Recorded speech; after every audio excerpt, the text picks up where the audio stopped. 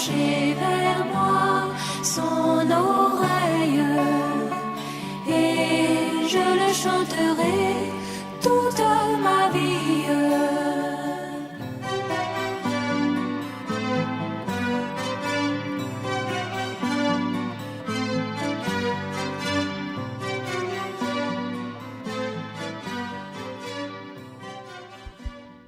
Gloire au Seigneur. Nous avons bien chanté. Très bien. C'est vrai que bientôt, nous serons dans ce monde nouveau où habitera la justice. Et selon Ésaïe 35, la voie est déjà tracée. Et sur cette voie, aucun impur ne passera. Ça, c'est très important.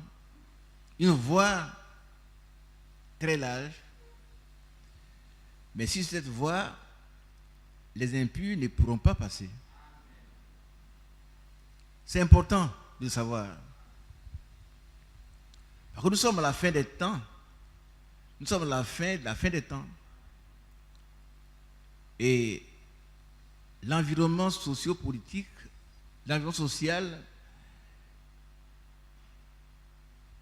mondial même, nous montre que ces temps-là sont déjà là.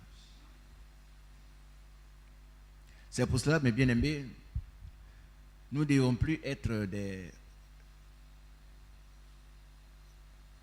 sympathisants, des messagistes, et des gens qui ont cru à un certain message,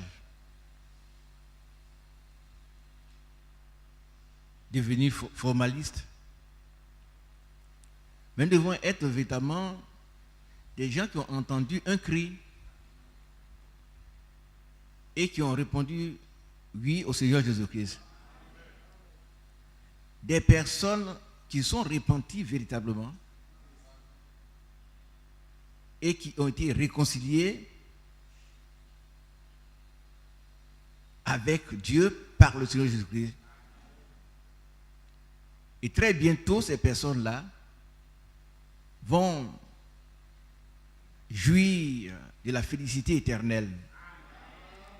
C'est une réalité, ce n'est pas une vue de l'esprit. Aussi certain que je vous vois, vous me voyez, aussi certainement nous allons voir le Seigneur tel qu'il est et nous serons transformés à son image.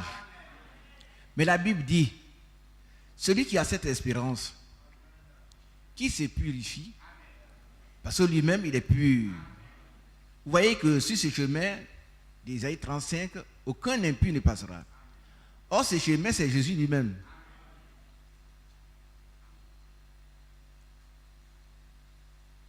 C'est lui le Seigneur. Si ce chemin, on ne rencontrera aucune bête féroce. Moi, j'aime ça.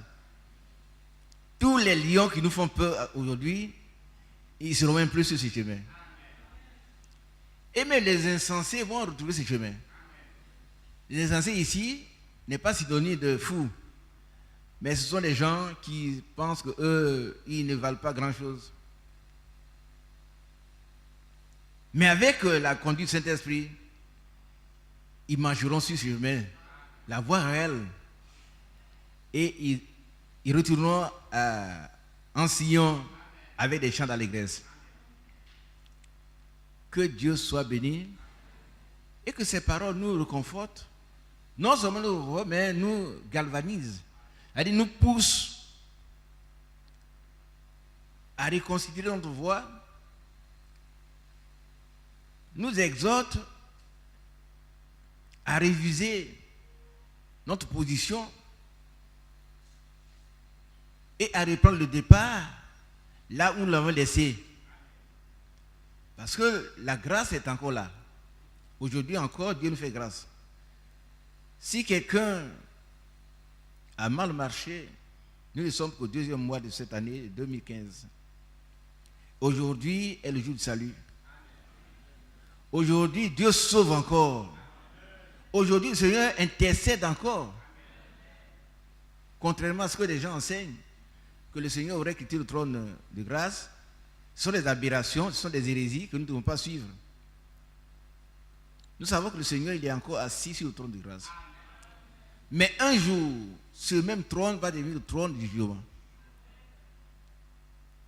Et c'est pour cela que tous les serviteurs de Dieu établis pour ce travail, nous l'avons vu la dernière fois qu'on ne devient pas ministre de la parole, mais on a été élus dès avant la fondation du monde.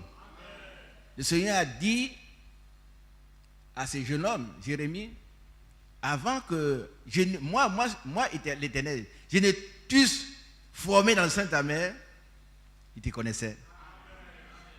C'est-à-dire qu'il n'existait même pas. Le Seigneur lui-même n'avait pas encore formé, mais il le connaissait. Il l'a choisi et il l'a établi comme prophète des nations.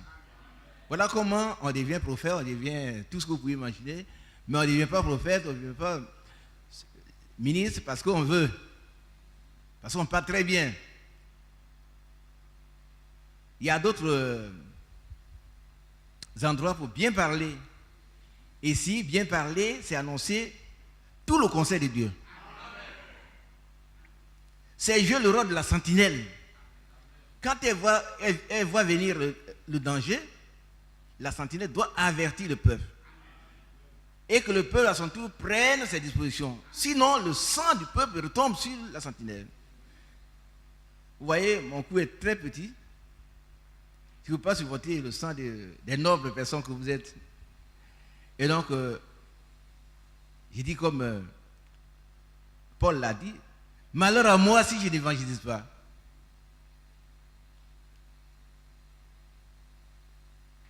La sentinelle doit donc sonner la trompette afin que, bien que le danger soit là, ceux qui ont des oreilles pour entendre, entendent. Et ils soient à l'abri du danger. Bien-aimés, il y a un autre monde quelque part. Un vrai monde où la justice régnera. Une ville qui n'aura pas besoin de lumière parce que l'agneau sera sa lumière. Alléluia. Et aucun impur n'y entrera. Ça, j'insiste là-dessus. Nous devons maintenant nous plonger dans le sang de l'agneau pour que toutes nos impuretés soient ôtées, purifiées. Le temps est encore là. Le temps est encore à la sanctification de l'esprit. Donc sans la sanctification, personne ne verra le Seigneur. Personne. Personne. Qui qu'il soit, quel que soit le titre qu'on lui donne, quel que soit le rôle qu'il a joué dans l'église, s'il n'est pas sanctifié, il ne verra pas le Seigneur. C'est pour cela que nous devons intercéder les uns en faveur des autres, afin que nos sanctifications soient effectives, et soient réelles, et soient continues. Alléluia. Ne restons pas au stade de la repentance, c'est-à-dire en deçà, mais il faut s'être déjà repenti. Vous savez que le Seigneur a dit quand il viendra, les temps annonciateurs de son retour seront comme Sodome et Gomorrhe. Mais à Sodome et Gomorrhe, il n'y avait pas seulement que l'immoralité. L'immoralité qui avait atteint son plus haut niveau, à telle enseigne que les hommes se couchaient avec les hommes. Mais il y avait aussi trois types de croyants. Il y avait Abraham, le vrai croyant qui était en dehors de Sodome et Gomorrhe. Est-ce qu'on se comprend? Et il y avait ensuite Lot.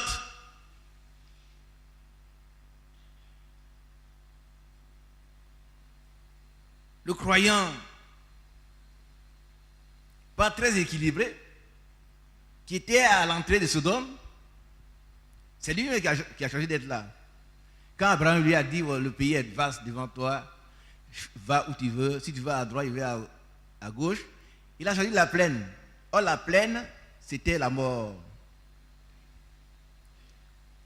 Donc, il y avait l'autre qui était quand même un croyant, mais un croyant tiède.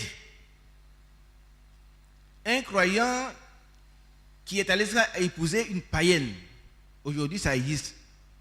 Les bien-aimés n'ont pas trouvé de femmes dans l'église et c'est dehors, ils vont prendre des femmes. Comme Akab, le plus mauvais roi d'Israël. C'est lui qui est allé prendre une femme païenne, adoratrice d'idoles, et il a introduit l'idolâtrie en Israël. Mais il y avait à ce côté-là, il y avait un homme, un vieil homme. Il y avait Élie. Alléluia. Élie qui était élu de Dieu dès avant la fondation du monde. Et vous avez vu le défi que Élie a relevé contre les 850 prophètes de Baal qui ont été vaincus et égorgés. Donc le problème n'est pas au stade du nombre. Le Seigneur a dit que là où 2 ou 3 sont assemblés en mon nom, je suis au milieu d'eux. Il était seul, mais il a vaincu les prophètes de Baal. Alléluia. Donc le grand nombre ne nous effraie pas. C'est le poids de la foi qui est intéressant. Quelle foi nous avons? Est-ce que nous sommes revêtus de la puissance d'en haut? Est-ce que depuis que nous avons cru, nous avons été baptisés du Saint-Esprit? Depuis? Ou bien est-ce que nous sommes restés des chrétiens comme Lot? Ce sont des interrogations auxquelles chacun est invité à répondre personnellement. Personne ne répondra pour vous. Moi, par la grâce de Dieu, je connais ma position personnelle. Et chacun doit connaître sa position personnelle. Est-ce que depuis que tu as cru, tu as été baptisé du Saint-Esprit? Parce que le Seigneur viendra prendre bientôt une épouse qui s'est préparée. Il est écrit, son épouse s'est préparée. Réjouissons-nous et soyons dans l'allégresse. Elle s'est préparée, elle est remplie de Saint-Esprit, et cet esprit se manifeste par l'amour parfait les uns envers les autres et envers le Seigneur et sa parole. Bien-aimés, dans quel camp nous nous trouvons? Certainement pas avec Sodome et Gomorrhe. Ça, c'est trop flagrant. Ça crève les yeux. Mais est-ce que nous sommes dans la même position que l'autre? Si nous sommes là, nous ne sommes pas encore arrivés là où il faut être comme Abraham, le croyant. La Bible dit que tous ceux qui croient sont fils d'Abraham. Et ceux qui croient sont bénis avec Abraham le croyant. Aujourd'hui, nous avons beaucoup de littérature, nous avons été beaucoup informés sur le message, mais cela ne suffit pas. On ne peut pas dire ici dans ce message que mon peuple meurt faute de connaissance. C'est comme on pourrait dire que mon peuple meurt faute d'obéissance. C'est dur, mais c'est juste. Le peuple de Dieu meurt par manque d'obéissance. Il est égaré par des faux raisonnements. C'est ainsi qu'on voit les frères sortir, dès qu'on leur brandit un plaisantin, excusez-moi le mot. J'ai présenté un jour ici quelqu'un qui a commencé le message avec nous ici à Abidjan. On a vécu dans ma maison ensemble. Il est devenu tout blanc. Et ce monsieur m'appelle un jour, il dit, Frère Isaac, bonjour. Bon, est-ce que tu connais le prophète Kakou Philippe? Il dit, mais il ne connaît pas le prophète Kakou Philippe. Et puis, il n'a rien dit. Et puis, il m'a appelé, puis il a dit, mais j'ai eu peur de te dire autre chose. Il dit, quelle chose? J'ai été baptisé par le prophète Kakou Philippe. Il dit, mais frère, tu es tombé trop bas. Trop bas. Et quand on est un chrétien périphérique, c'est comme ça on tombe. Quel que soit le nombre d'années. Quelqu'un qui a cru peut-être quand Kakou Philippe naissait. Et Kakouville l'a baptisé. Qui était là quand les adeptes de Kakouville étaient venus ici troubler l'église? Qui était là? Il y a un qui brandissait une crosse.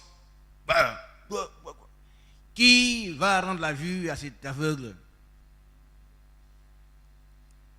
L'église était en effervescence. Mais ça ne trouve pas. Et quand je lui ai demandé de venir ici,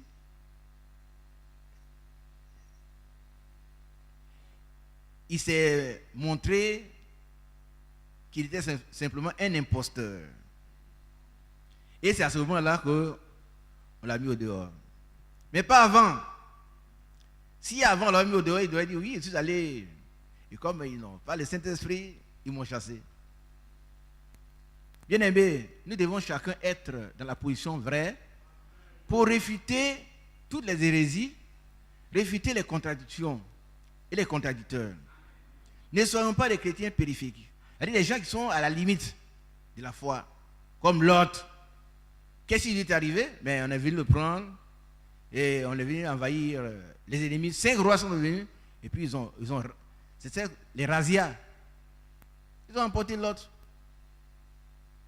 Mais il a fallu que Abraham intervienne. Alléluia. C'est ce que le vrai vraiment a fait il y a quelques temps. Il l'a fait en 1960. Je ne sais pas combien. Lorsque il a prié pour la fille et le genre de cet homme qu'il a dénigré. Qui a suivi cela? C'est comme ça un chrétien doit faire. Cet homme a dénigré le frère Branham. Il dit que c'est un faux prophète. Lorsque on a photographié la colonne de feu. Mais il se trouve que c'est son enfant, son gendre, sont condamnés à mort. Et le frère qui devait voyager, il a laissé son voyage, il a rassemblé les frères et ils ont prié jusqu'à ce que ces jeunes gens soient complètement libérés. C'est ça l'amour fraternel. Alléluia. Bien aimé, les temps sont très avancés, nous ne devons plus jouer aux messagistes. Amen. Nous devons persévérer. La persévérance doit nous caractériser dans tous les domaines que nous avons vus. Si le Seigneur permet, demain, on va mettre un point virgule. Un point virgule marque une pause plus forte que la virgule, mais moins forte que le point. Ça veut dire que si le Seigneur permet d'un moment à l'autre, on peut revenir là-dessus. Parce que la persévérance, c'est vraiment le pivot, c'est le moteur de la vie chrétienne. Que Dieu nous bénisse et que nos allées et venues sont faits des temps perdus. Des gens qui viennent très loin, ils viennent ici, c'est pour s'approcher du Seigneur. Et le Seigneur recherche en ce moment ceux qui l'adorent, des gens qui l'adorent en esprit et en vérité. Des véritables croyants, pas des messagistes. Aucun message ne vous sauvera si ce n'est pas le message évangélique, le message de la Bible, qui passe par la repentance d'abord, le baptême au nom du Seigneur Jésus-Christ, et le baptême de cet esprit qui est un don gratuit de Dieu. Amen. Mais quand le frère Branham enseigne, le Saint-Esprit, c'est une colombe. La colombe ne peut pas venir sur un loup. Il a bien compris. Si ton cœur est encore rempli de rage,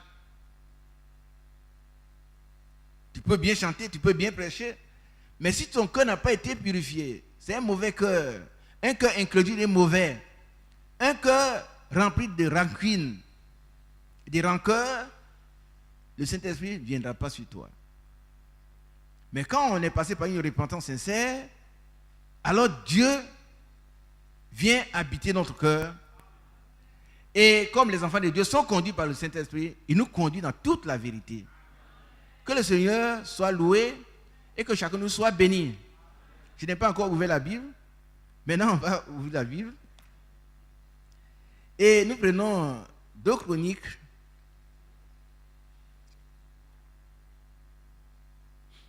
2 Chroniques chapitre 15. On va lire jusqu'au verset 7. Nous allons lire aussi 2 Chroniques 29. Et puis nous allons lire Romains chapitre 13. Et puis demain, on va continuer. Que le nom du Seigneur soit béni. L'Esprit de Dieu fut sur Azaria. Amen. L'Esprit de Dieu, c'est quel esprit? C'est cet esprit. C'est le Saint-Esprit qui a bien compris cela. Dans l'ancienne alliance, l'Esprit de Dieu n'habitait pas les cœurs. Est-ce qu'on a bien compris? Mais il venait sur les gens. Il était oint. Et ici, donc il fut sur Azaria, fille d'Obed. Et Azaria alla au devant d'Asa et lui dit, Asa, c'est le roi. Alléluia. Gloire à Dieu.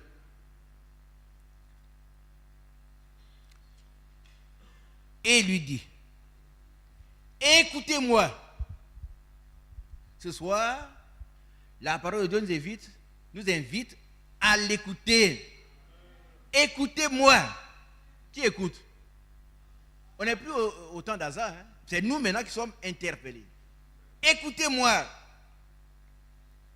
Asa et tout Juda et Benjamin. Asa, c'est le roi de Juda. Et Benjamin, vous savez que après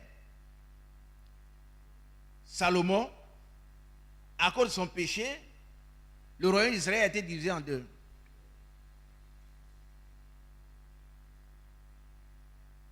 Et 12 tribus sont restées au nord. Et ces tribus ont pris le nom d'Israël.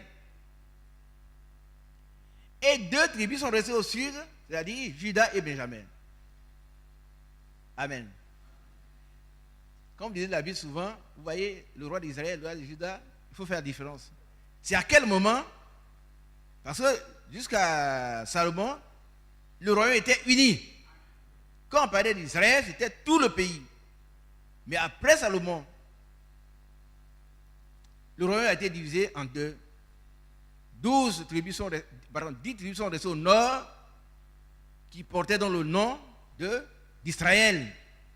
Et puis 2 petites tribus sont restées au sud avec le nom de Juda. Qui a bien compris? Donc, ça, c'est à partir après Salomon. Mais son père et Salomon même étaient rois de tout Israël. Alors, les 10 tribus du nord, c'est une parenthèse que je vous mets, c'est pas notre.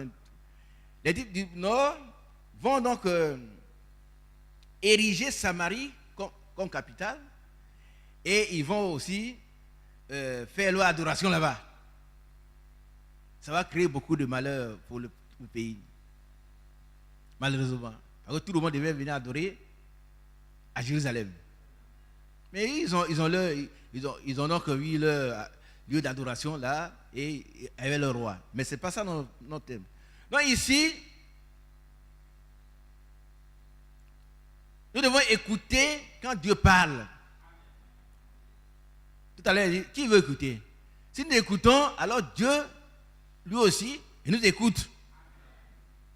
Il faut d'abord l'écouter. Et puis ensuite, quand on va lui parler, il va nous écouter. Alléluia. L'Éternel est avec vous quand vous êtes avec lui. C'est pas clair?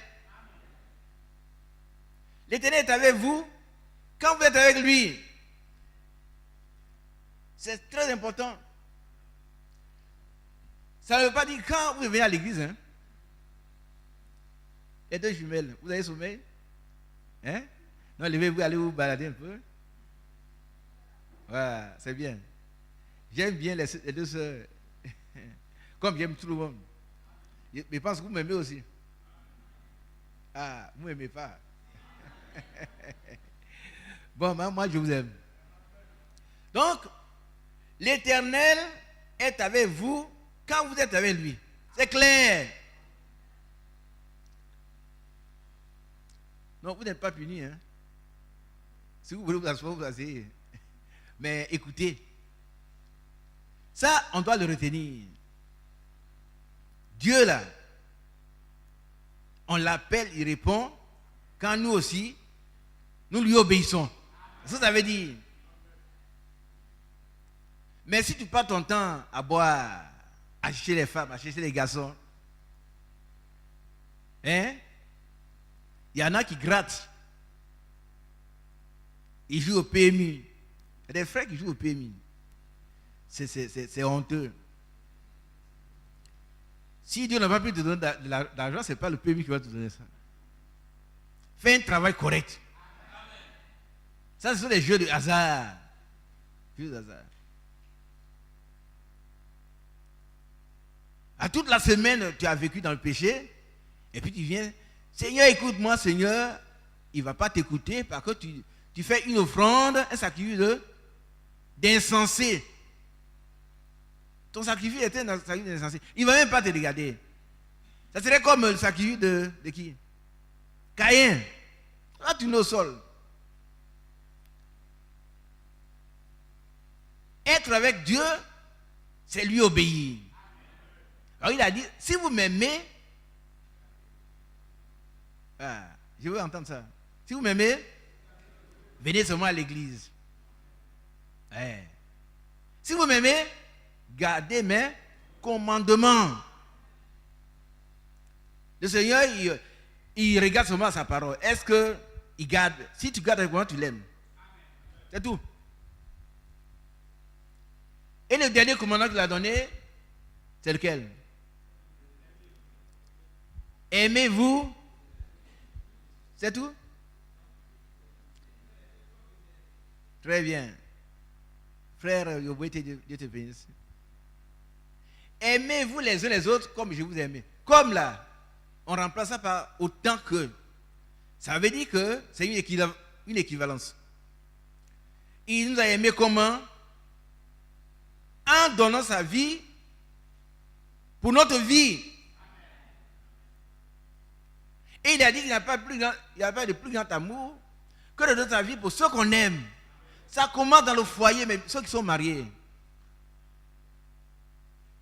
Et qu'on a bien compris cela. Le foyer, c'est... Comment on appelle ça? C'est la cellule de base. C'est un temple. Vous ne pouvez pas avoir fait palabre hier soir. On a fait palabre. Et puis bon, je vais à l'église, quand je vais revenir, on va régler ton problème. Tu ferais mieux de retourner à la maison pour régler ton problème avec ta femme. Qui a bien compris? La paix de Dieu doit commencer dans la maison d'abord.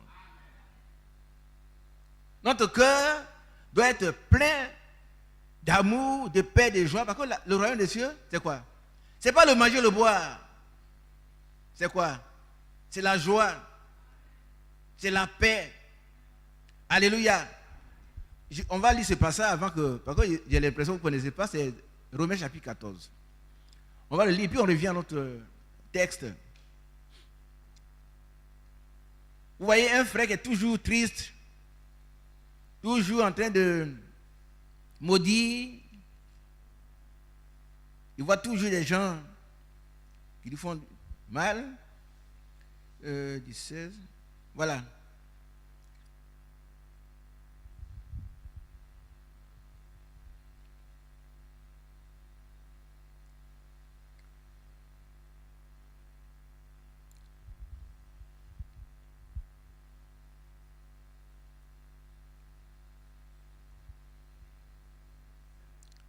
Oui. Que votre privilège ne soit pas un sujet de calomnie. Alléluia. Ça, il faut qu'on vous explique cela. Vous voyez, il y a des gens qui disent, moi, je peux boire. Est-ce qu'on a dit de ne pas boire? Mais le fait que tu penses que tu peux boire, ça doit rester pour toi seul. Mais tu ne peux pas boire devant les gens pour entraîner les gens qui étaient ivres, des ivrognes. Tu ne peux pas les entraîner dans l'ivrognerie. Est-ce qu'on se comprend? Et ici, à partir du verset 14, ici, au verset 14, ouais. Par rapport aux aliments, le frère dit que rien n'est impur. Ben, ne cause pas par ton aliment la perte de celui pour lequel Christ est mort. Amen. C'est-à-dire quelqu'un qui était un ivrogne, il te voit prendre l'alcool, bien que toi tu te sentes libre, tu vas le ramener à boire. Il ne faut pas causer sa perte. Alléluia. Car le royaume de Dieu, ce n'est pas le manger et le boire. Dites Amen. Mais il y en a pour lesquels le royaume de Dieu, c'est manger et boire. Ils ne veulent pas jeûner. Quand on dit on va jeûner, déjà ils ont mal au ventre.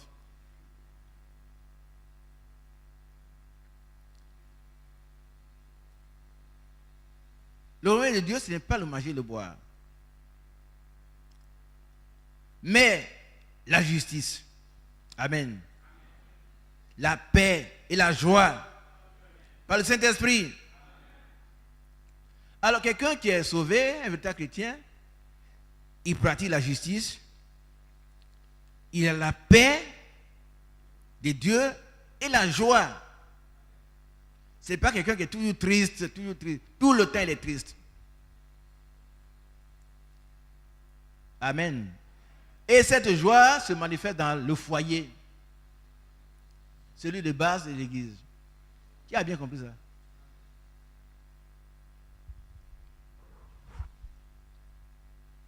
Si dans votre foyer, c'est pas là, il n'y a pas de paix chez vous.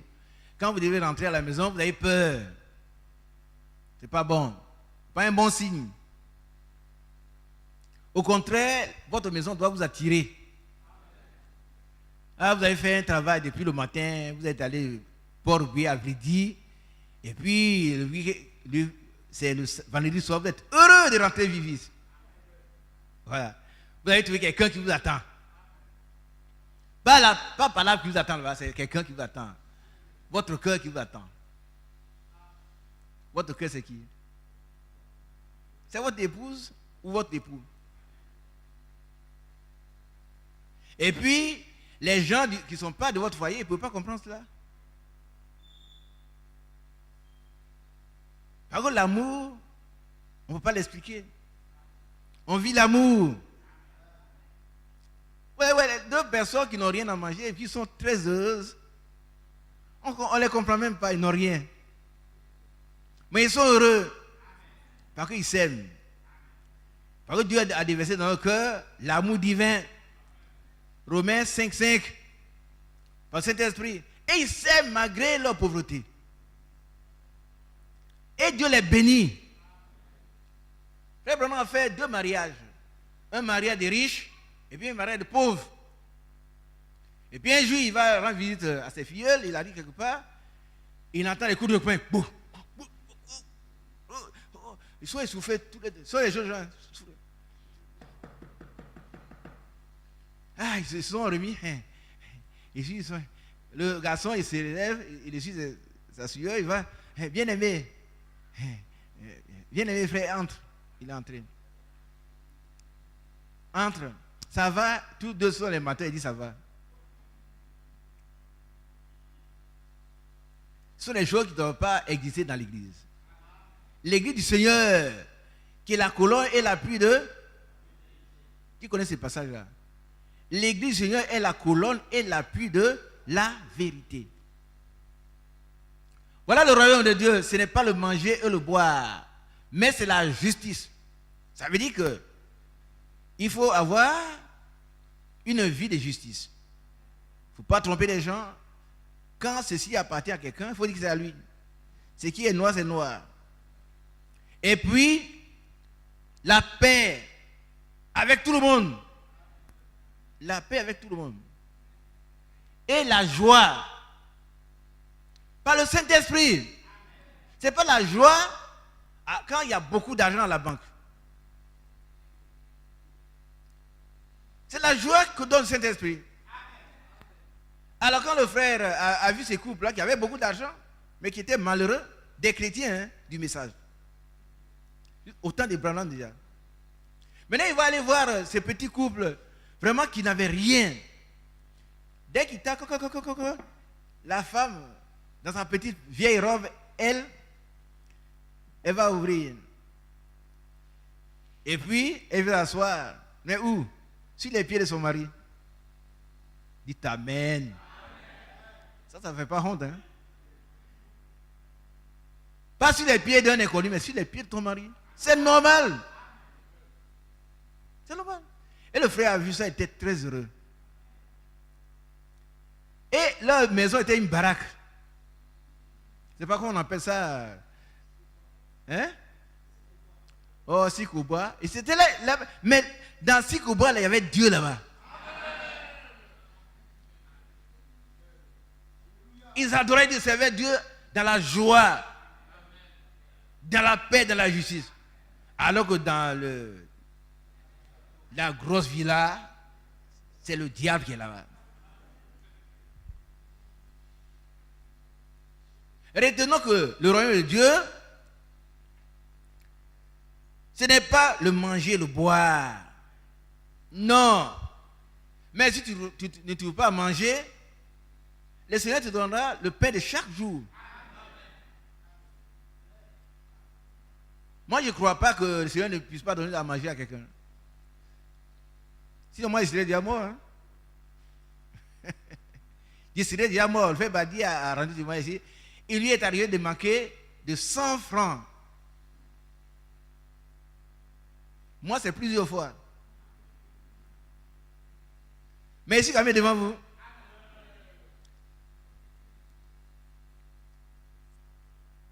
Dans la vie d'un homme, ne dépend pas de ses biens, si riche soit-il. Détrompez-vous, frère. Oh, moi, frère, il n'y a rien à manger. Mais ce n'est pas important, il n'y a rien à manger. Mais Dieu qui a créé la bouche, il ne te laissera pas mourir de faim, jamais. Moi, je ne crois pas à ça. Ça, je le proclame parce que moi-même, il ne m'a pas laissé de faim, mourir de faim. La seule fois où cela pouvait arriver, c'était quand j'étais à la retraite, en 1996.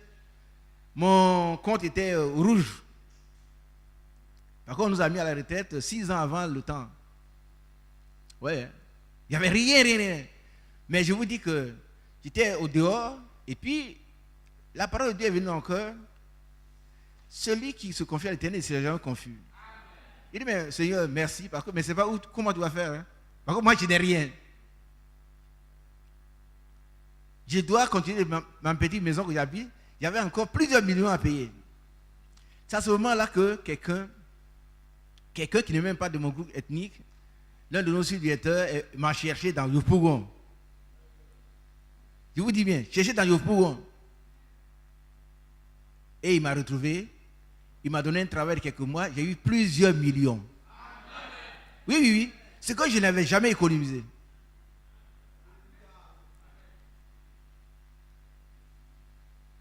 J'étais au bord.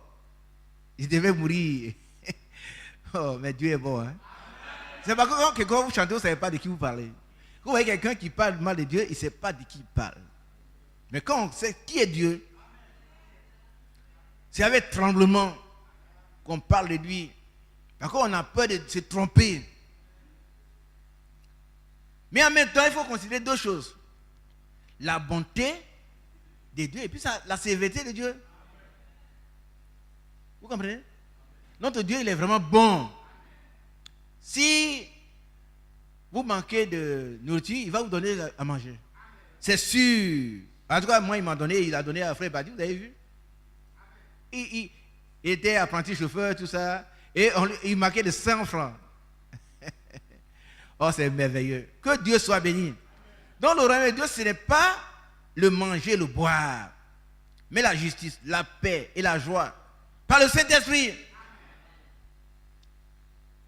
Vous avez compris? C'est le Saint-Esprit, quand il est là, il œuvre en vous. Et il vous donne la paix, la justice, les pratiques. C'est-à-dire que vous devenez une habitation de Dieu. Vous devenez une partie du royaume de Dieu déjà. Votre Dieu habite en vous. Ce n'est pas quand vous aurez des millions que vous allez croire en Dieu. C'est maintenant qu'il faut le faire. C'est maintenant qu'il faut servir Dieu. C'est maintenant il faut.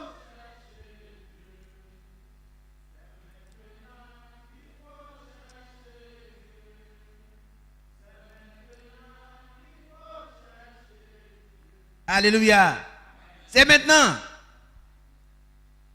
Amen. Alors, celui qui sert Christ de cette manière est agréable à Dieu et approuvé des hommes. On dit un grand Amen.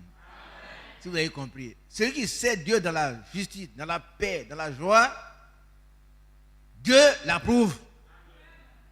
Maintenant, les hommes aussi le respectent. Ah oui, quand ils voient, ah c'est un chrétien. Mais s'ils ne vous aiment pas, ils ne vous aiment pas, mais quand ils ont volé, ils cachent leur vol. Mais quand il y a un problème, ils disent, ah, voisin, il y a tel problème, est-ce que tu veux m'aider? Vous intervenez. Si vous servez Dieu en esprit en vérité, bien aimé, vous êtes agréable à Dieu. Et approuvé des hommes. Que Dieu soit béni. Nous allons retourner dans notre texte. Donc, sachant que le royaume des cieux, ce n'est pas quand on a beaucoup à manger, ou bien ce n'est pas quand on ne mange pas ici, on mange cela. Mais c'est ce que nous voulons dire. Que le nom du Seigneur soit béni. Alors, écoutez, Asa et Judas, ce soir, c'est écouter l'église d'Abidjan. Écoutez. Amen. L'Éternel est avec vous quand vous êtes avec lui. Ça veut dire quand vous lui obéissez, c'est ce qu'on a essayé d'expliquer. Être avec le Seigneur n'est pas un homme pour que vous allez vous asseoir à côté de lui sur une chaise, non. C'est lui obéir. C'est accomplir toute sa volonté. Dites tout ce que la Bible dit de faire, le faire par la grâce du Seigneur. Par contre, notre capacité, toute notre capacité vient de Dieu lui-même. Mais il cherche des gens qui ont la volonté. Si vous êtes déterminés à servir le Seigneur, il va vous donner la possibilité de le faire. Amen. Et Dieu cherche des tels adorateurs. Alléluia. L'Éternel est avec vous quand vous êtes avec lui. Amen. Est-ce qu'il y a des gens qui voudraient que l'Éternel soit avec eux? Il y en a? Mais soyez avec lui. Ça veut dire obéissez lui. Faites tout ce qu'il vous dit de faire, sans chercher à comprendre.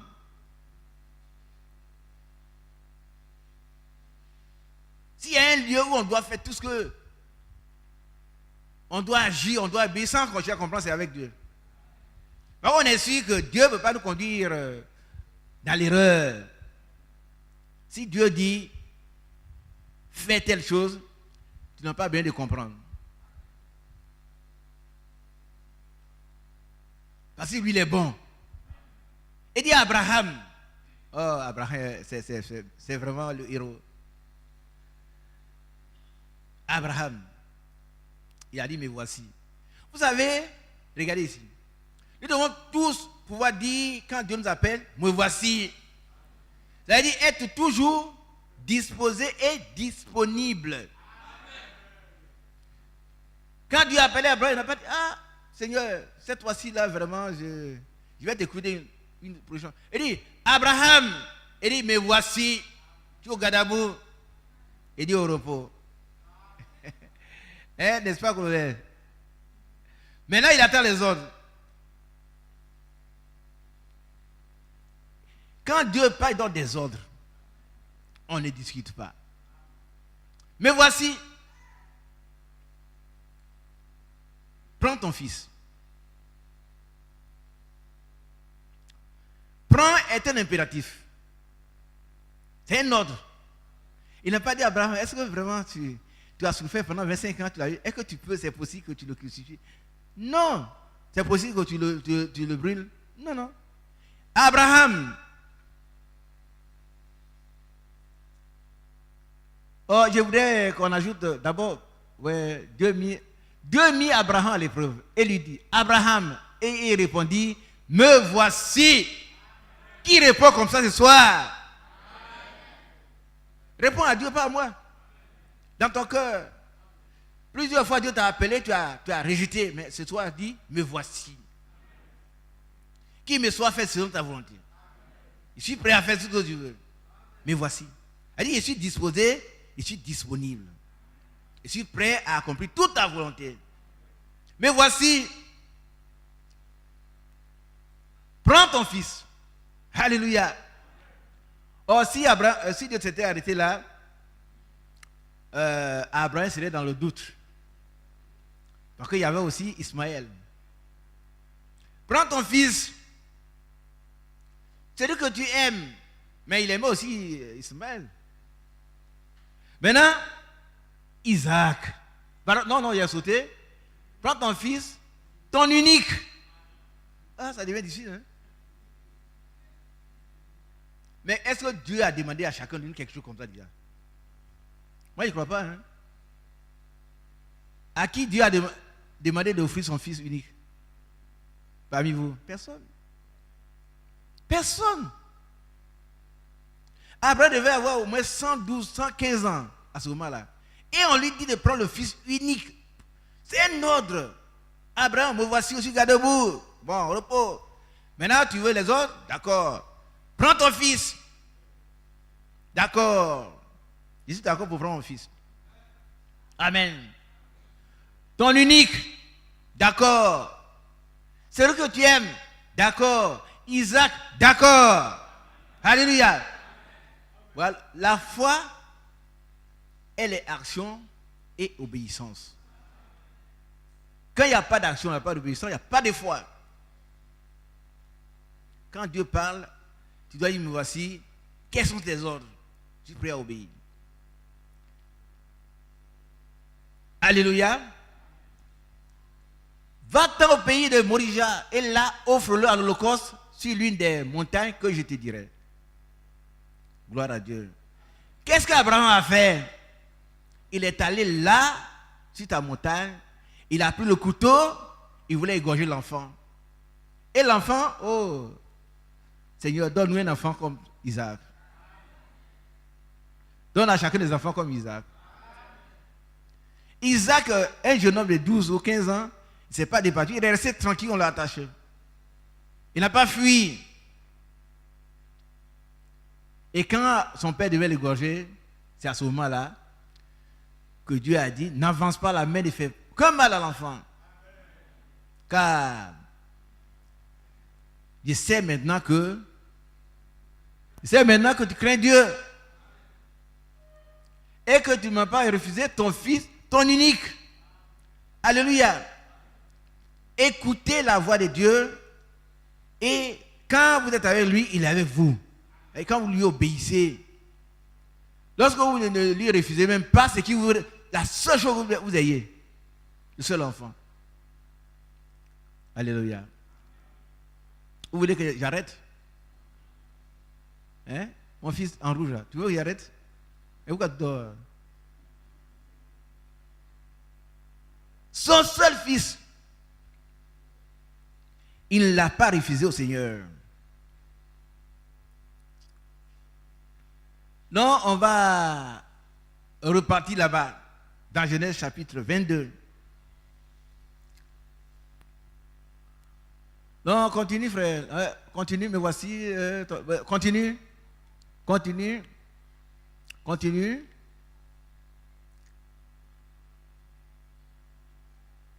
Continue.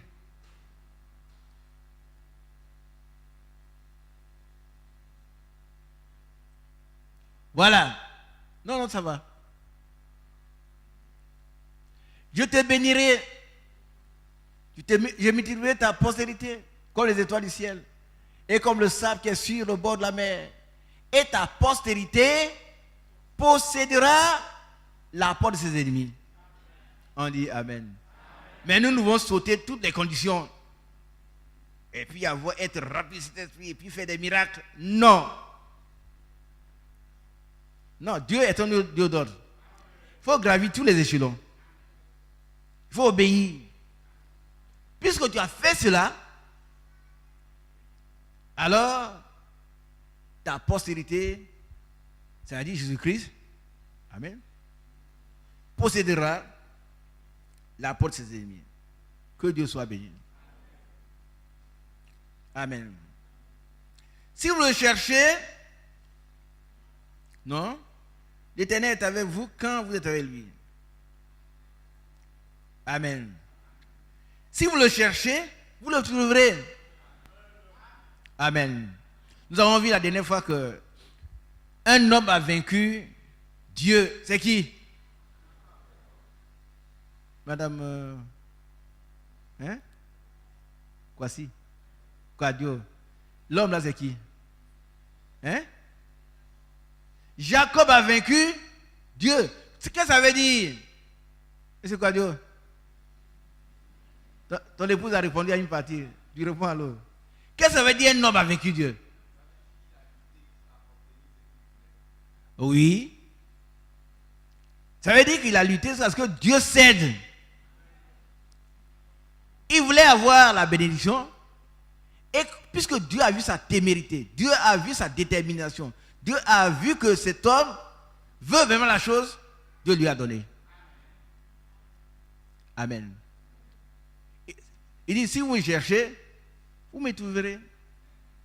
Mais si vous me cherchez de tout votre cœur, bien aimé, ça vous avez bien compris. Vous avez compris? Quand on cherche Dieu, on le cherche plus que l'or, plus que le diamant. Il faut aller à Zomien, là. Comment on appelle le coin? Iti. Moi, j'étais là-bas quand j'étais en fonction à Zomien. Vous voyez, les gens, ils ne dorment pas. Ils vont déplacer beaucoup de poussière pour avoir un petit grain de... Un petit grain. Et quand ils ont vu le petit grain, c'est la joie pour toute la famille. Ça brille. Tout petit. Mais l'or est périssable. Mais si l'or est périssable, nous le cherchons à tant d'ardeur. Pourquoi négligeons-nous la recherche de Dieu? Pourquoi? Pourquoi ce qui est éternel, nous le négligeons? Dites-moi pourquoi ici. Qui veut répondre? Pourquoi tu négliges ce qui est plus important que l'or? Pourquoi? Pourquoi tu lèves très tôt, tu vas à Vridi, derrière le canal, pour aller travailler pour avoir quelques morceaux de pain. Mais ce qui est très important, toi tu négliges. Un jour, ce pain va t'abandonner. Un jour, les gens viendront te décorer à titre posthume. Voilà, il était un bon serviteur de l'État. Et puis c'est fini. Mais ils vont te laisser à ton triste sort. Des païens, des rétrogrades. Et Satan va te récupérer. Aujourd'hui, c'est le temps de chercher Dieu. Il a promis que si nous le cherchons de tout notre cœur, lui-même, il se laissera trouver par nous. Abraham l'a fait et Abraham a vu Dieu. Dieu l'a béni. Jacob l'a fait et Jacob a vaincu Dieu. D'abord, il y a 3 éléments fondamentaux dans la victoire de Jacob. Son nom de voleur, de supplanteur a été transformé. Il est devenu celui qui a lutté avec Dieu. Il est devenu Israël. Il est devenu prince de l'Éternel. Est-ce que toi tu veux rester toujours supplanteur, voleur, impudique? Toujours dans l'impudicité. Frère, je suis allé, je ne sais pas comment j'ai fait. Tu ne sais pas comment tu as fait, tu es un menteur. Tu sais ce que tu as fait. Frère, il ne sait même pas comment j'ai fait et puis il tombe dedans.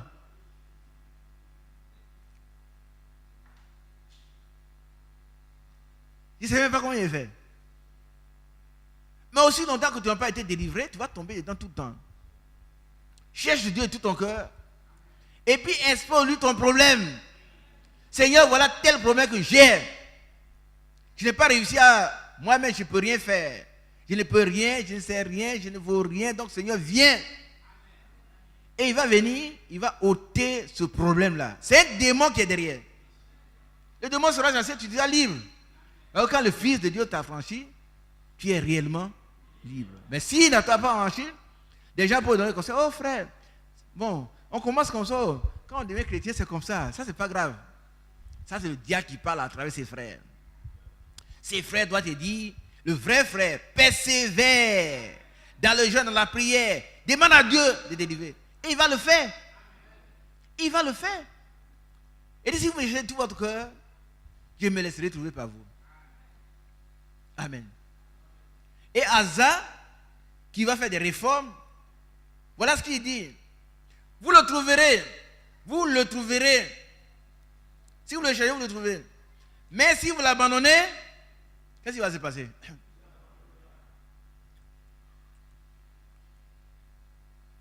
Réveillez-vous là, mes soeurs. Le temps n'est plus au sommet. Hein? Le temps là n'est plus au sommet.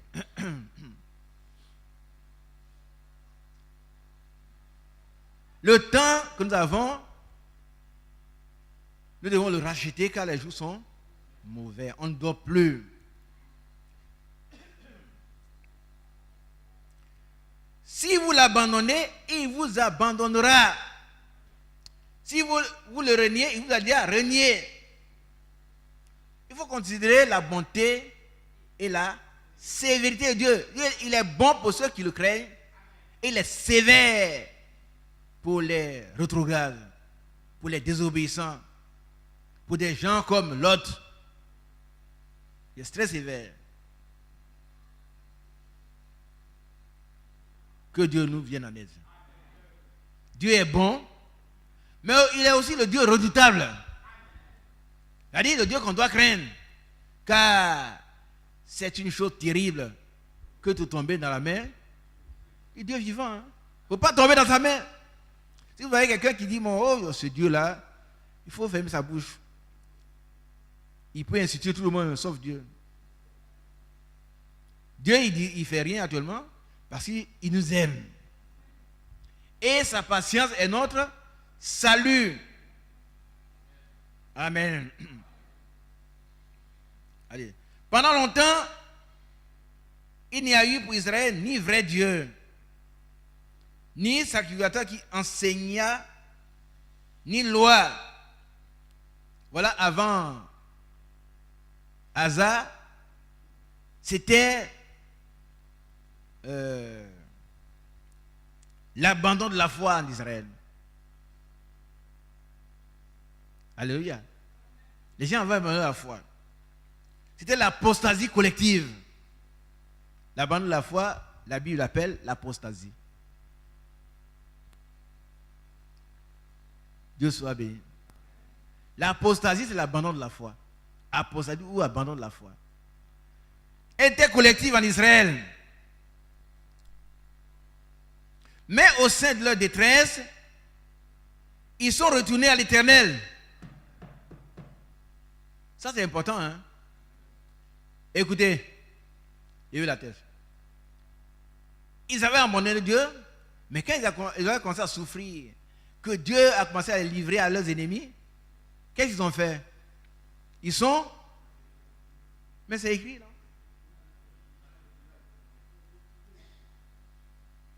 Frère d'eau. Et ça, pourquoi ils ne sont pas morts dans leur péché? Pourquoi ils sont revenus à l'Éternel?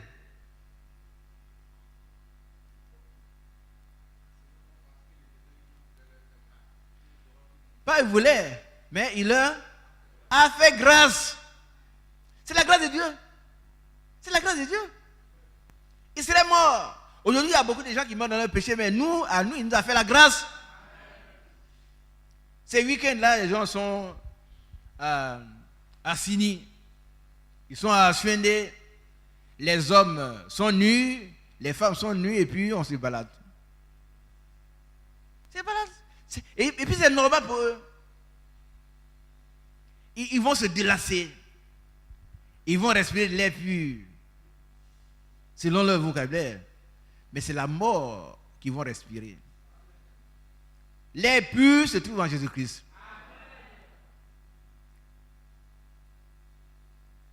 Alléluia. Gloire à Dieu. Et dans leur détresse, ils sont retournés. Si quelqu'un peut retourner à Dieu, c'est parce que Dieu lui a fait grâce. C'est tout, hein? Vous allez voir des gens qui pêchent, ils pêchent, et puis ils se moquent de vous. Toi, tu es là. Tu vois, tu as des problèmes, ton Dieu, où il est? Moi, je ne crois pas en Dieu, mais je vis bien.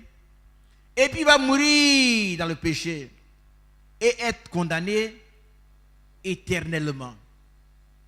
Mais un autre, comme l'un des brigands, les deux brigands ont cité le Seigneur. Mais il y a un qui a eu la grâce de Dieu. Et il a dit à son collègue, parce que ce sont des collègues, toi, tu mérites cette situation, mais lui, c'est le juste. Il ne mérite pas cela. Si tu m'appelles le Seigneur, il dit, Seigneur, souviens-toi de moi. Lorsque tu viendras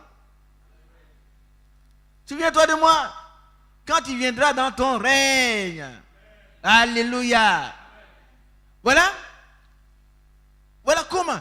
C'est comme la révélation c'est spontané. Il se rend compte que cet homme qui est à côté de lui là, c'est Dieu lui-même. Donc il ne peut plus se joindre à son collègue pour insulter Dieu. Il dit Seigneur, pour un Israël, Seigneur, c'est l'Éternel, Yahvé. Souviens-toi de moi quand il viendra dans ton royaume, dans ton règne, pardon. Et la suite, Jésus lui répondit, je te le dis en vérité, alléluia, aujourd'hui tu seras avec moi dans le paradis. Aujourd'hui tu seras avec moi dans le paradis. Les témoins de Jéhovah, ils falsifient la Bible. Je suis obligé de vous dire. Je ne veux pas nommer quelqu'un, mais ils ont leur tradition du monde nouveau. Où ils décrivent, je te le dis, en vérité, aujourd'hui, virgule. Voilà comment ils traduisent. Tu seras avec moi dans le paradis. Ça, c'est faux. Et ça veut dire que, dans leur entendement, c'est quand le Seigneur va revenir à la résurrection. Oh, le Seigneur a dit, il te le dit en vérité, aujourd'hui tu seras avec moi dans le paradis. Aujourd'hui, ce soir-là. Amen. Alléluia. Oh, Dieu est bon. Dieu est vraiment bon. Il a reçu la grâce de Dieu. Comme ceux-là, dans leur détresse, ils sont retournés à Dieu parce que Dieu leur a fait grâce. Parce que c'est Dieu qui crée en nous quoi. Le vouloir le faire. Quand vous voyez un frère qui est rétrograde, on lui parle, ça ne dit rien. Mais on n'a qu'à prier pour lui. Pour que Dieu intervienne. Parce qu'il a dit, personne ne peut venir à moi si mon Père qui est dans les cieux l'attire. Que Dieu soit béni. Gloire à Dieu. Alors, ils l'ont cherché, ils l'ont trouvé. Dans ce temps-là, point de sécurité pour ceux qui allaient et venaient, car il y avait de grands trous parmi tous les habitants du pays. Je vais vous dire, si vous allez me dire, si vous ne vous reconnaissez pas dedans. Dans ce temps-là, point de sécurité pour ceux qui allaient et venaient, car il y avait de grands trous parmi tous les habitants du pays. Vous n'avez pas compris encore? Qui a compris? Ah, ils n'ont pas compris. Hein?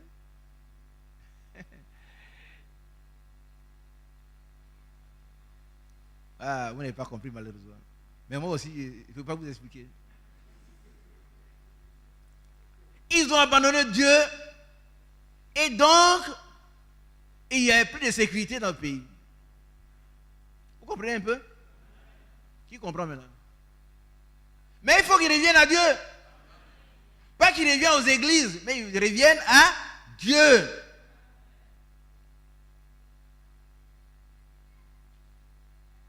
Et vous savez ce qui se passe aujourd'hui. Hein? Alors, là, je n'explique rien. Dans ce temps-là, point de sécurité. Ça veut dire jamais. Pas de sécurité. Pour ceux qui allaient et venaient, quand quelqu'un partait, ben, est-ce qu'il pouvait revenir?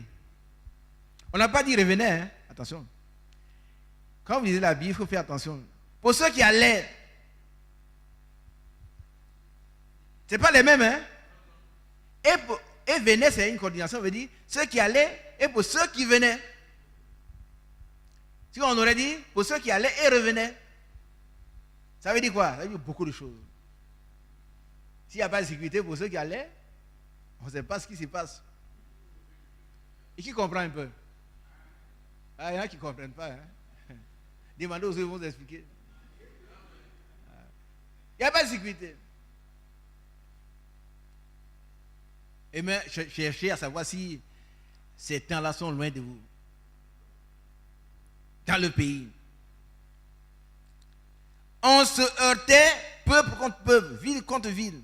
Parce que Dieu les agitait. Parce que Dieu les agitait par toutes sortes d'angoisses. Alléluia. Qui faisait ce travail-là? C'est Dieu lui-même. C'est dur, hein? C'est Dieu lui-même. Ils l'ont abandonné, donc il les agitait. Il n'y a pas de sécurité. Ah oui, tu accompagnes quelqu'un, il va quelque part. Peut-être qu'il ne revient plus. Voilà. Mais, quand ils sont revenus à Dieu, alors Dieu va ôter l'angoisse. Vous donc, fortifiez-vous. Alléluia. Aujourd'hui, c'est nous donc, fortifions-nous. Ne laissons point nos mains, non, ne laissons point nos mains s'affaiblir. On a compris, mes soeurs? Vous allez vous réveiller parce que je suis en train de finir. Vous donc, fortifiez-vous. Allez, soyez forts dans la foi. Malgré l'insécurité. Malgré l'insécurité qui règne dans le pays. Vous, enfants de Dieu, soyez forts. Pourquoi? Parce que celui qui est en vous est plus grand que celui qui est dans le monde. Petits enfants, vous êtes des dieux. Vous êtes vaincus. Pourquoi? Parce que celui qui est en vous est plus grand que celui qui est dans le monde. Donc fortifiez-vous. Soyez forts. N'ayez aucune crainte. Fortifiez-vous. Et ne laissez pas vos mains s'affaiblir. Ça veut dire quoi?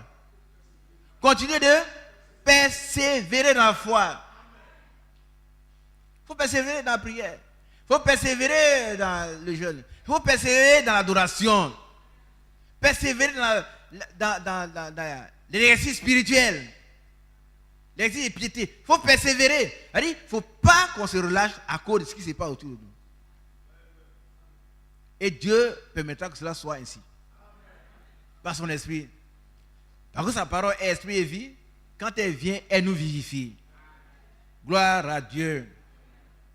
Car il y aura un salaire pour vos œuvres. Qui va avoir ce salaire? Mais il n'y a pas de salaire sans travail. Si tu dors, pendant qu'on prête la parole, tu dors. Mon frère, qu'est-ce que le frère Isaac a dit? Le vieux, il a raconté quoi?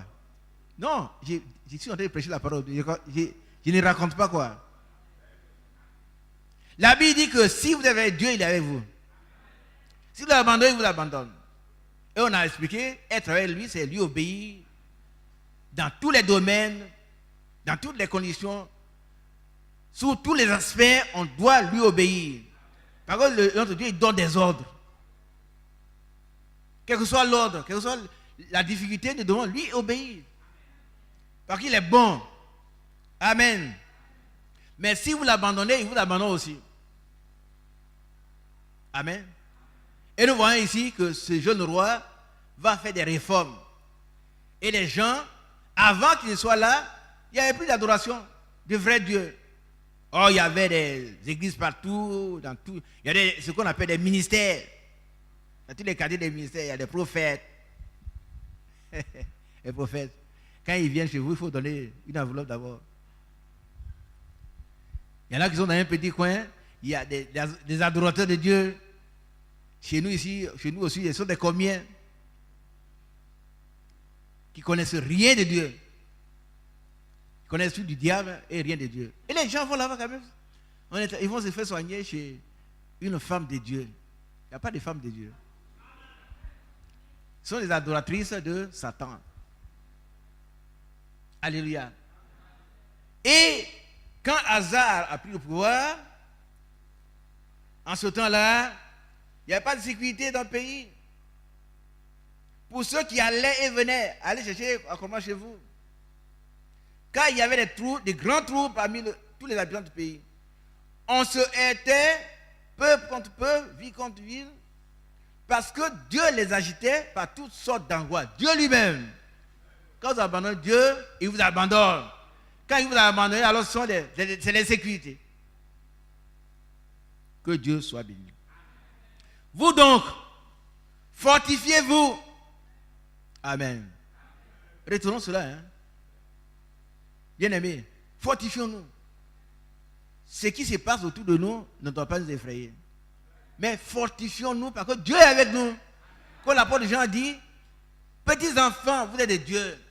Vous les avez vaincus. Pourquoi? Parce que celui qui est en vous est plus grand que celui qui est dans le monde.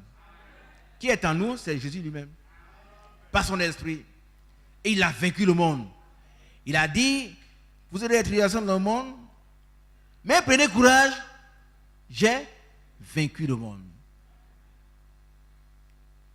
Que Dieu soit béni. Fortifiez-vous donc. Vous donc, fortifiez-vous. Et ne laissez pas vos mains s'affaiblir, car il y aura un salaire pour vos œuvres. Que le Seigneur nous bénisse. Alléluia. On va lire un dernier verset et puis on va passer à la prière. Je demande au frère Hichet s'il est là de venir. Nous prenons Romains chapitre 13.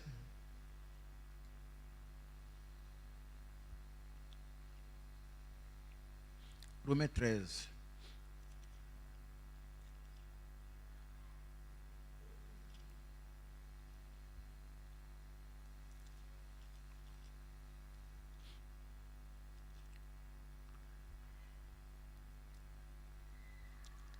À partir du verset 11. C'est un corollaire. Cela importe d'autant plus que vous savez en quel temps nous sommes. Réveillez-vous. Est-ce que vous savez en quel temps nous sommes?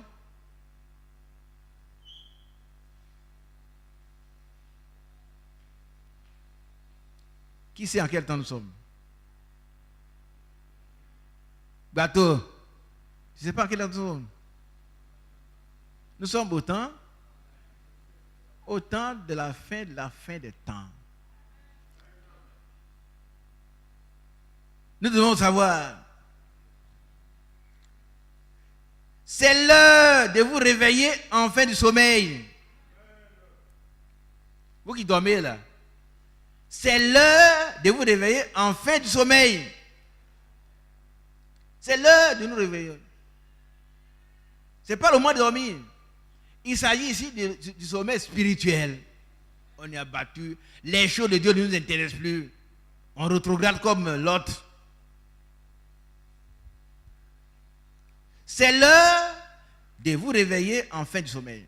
Car maintenant, le salut est plus près de nous que lorsque nous avons cru. Amen. La nuit est avancée. Le jour approche. Dépouillons-nous donc des œuvres des ténèbres et revêtons les armes de la lumière. Marchons honnêtement. Amen. C'est un adverbe de manière. Honnêtement. C'est la manière de marcher. Quand on voit un frère, ce qu'il dit là, c'est ce qu'il pense. C'est ce qu'il croit. Il n'est pas plein de malice. Il cache sa vraie pensée et puis, oh, c'est pour escroquer quelque chose, frère. Oh, bien-aimé frère. Non. Le frère, il doit être transparent. Il doit être honnête. Il doit marcher honnêtement. Il doit avoir un cœur bon et honnête. Comme Luc l'a dit. Alléluia. Marchons honnêtement. Comme en plein jour. Pourquoi il dit comme en plein jour? Pourquoi il nous dit ici comme en plein jour? Gâteau. Oui, mais parce que, pourquoi il oppose ici la nuit? Mon frère, ouais.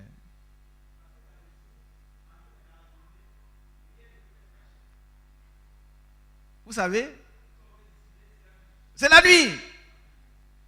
On dit la nuit, tous les chats sont gris.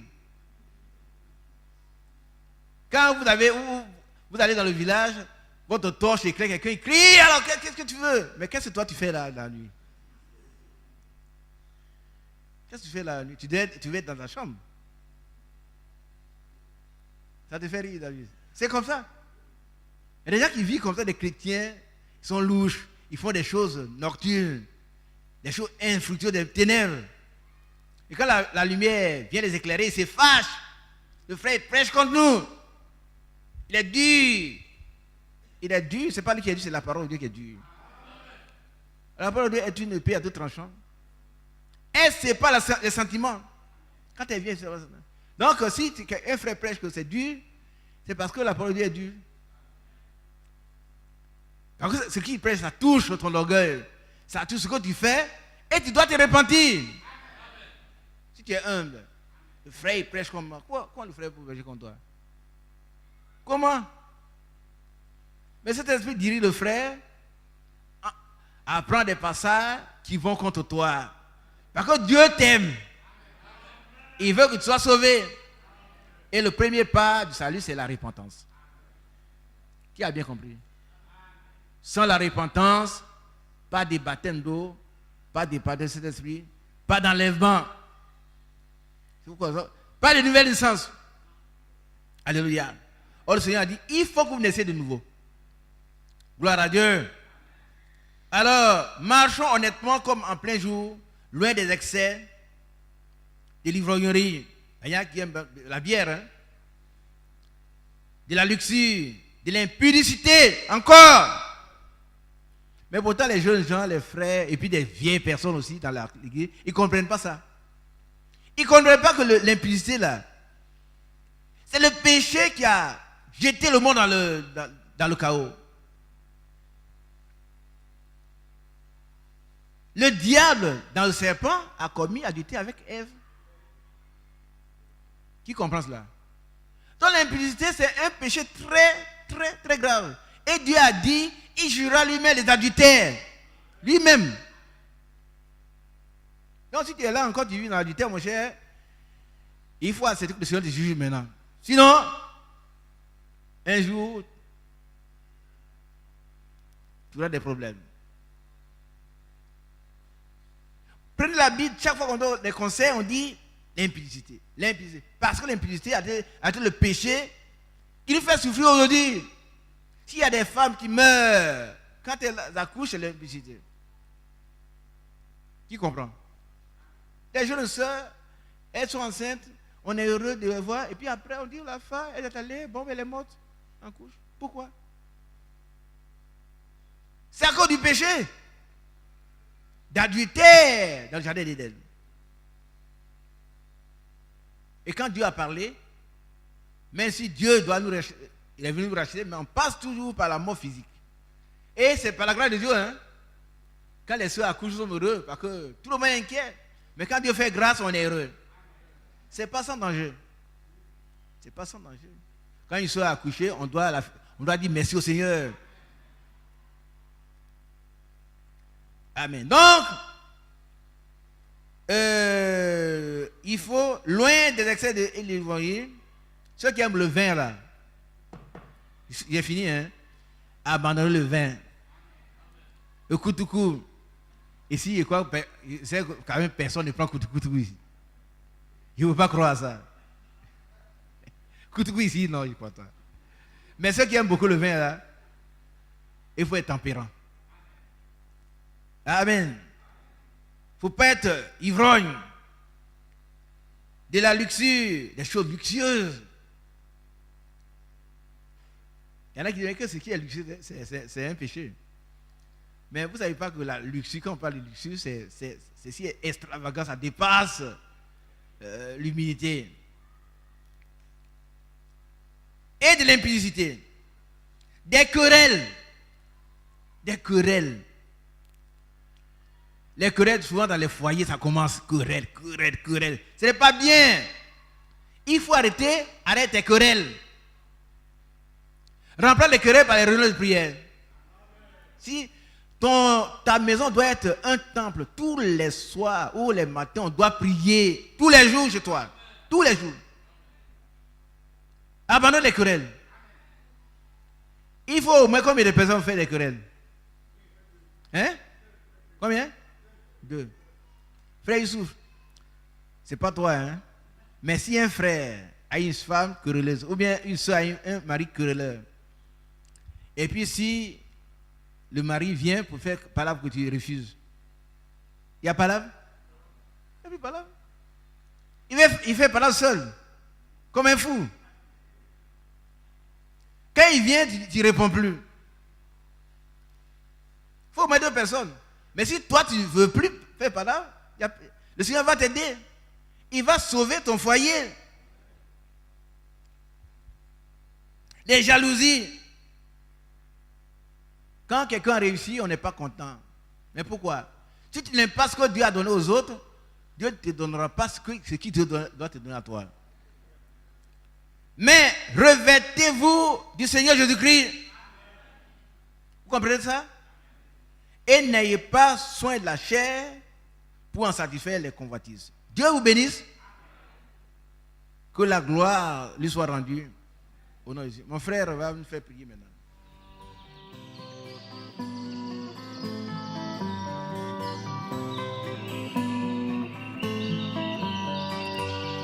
J'aime l'Éternel, car il entend ma voix. Il a penché vers moi son oreille, et je le chanterai toute ma vie.